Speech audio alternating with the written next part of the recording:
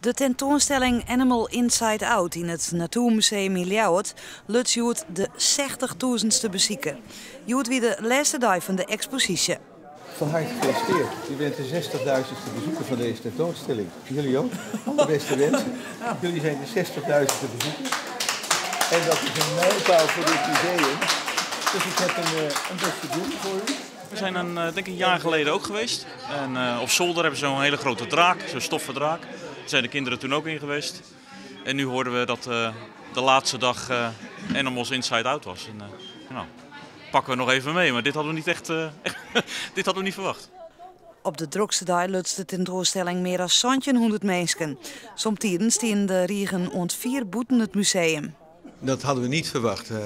Als het bij 40.000 was gebleven, was ik ook een hele blijde museumdirecteur geweest. Maar 60.000 is echt onvoorstelbaar.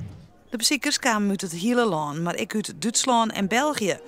Ik wie er een soort belangstelling van squallen en onderzoekers om onder de hoed van de besten te zijn. Het is een internationale productie, echt van een hele hoge kwaliteit die in wereldsteden als Londen en Berlijn, Wenen, Frankfurt en in Amerika en Chicago staat. En dat die voor het eerst in Nederland te zien is. En ja, dat is toevallig wel in Leeuwarden geweest. Dus dan moest je, als je de tentoonstelling in Nederland wilde zien, wel even naar Leeuwarden toe.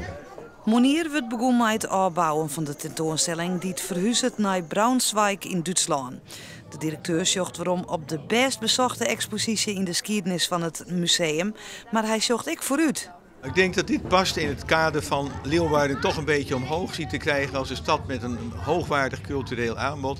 En met name natuurlijk met het oog op 2018 als Leeuwarden culturele hoofdstad is. We moeten zorgen dat in Leeuwarden voortdurend goede dingen te zien zijn, waardoor mensen steeds het beeld krijgen, oh, er gebeurt wat in die stad. Ze hebben daar topdingen, we moeten daar vaker heen. Het is een stad om eens een keer naartoe te gaan.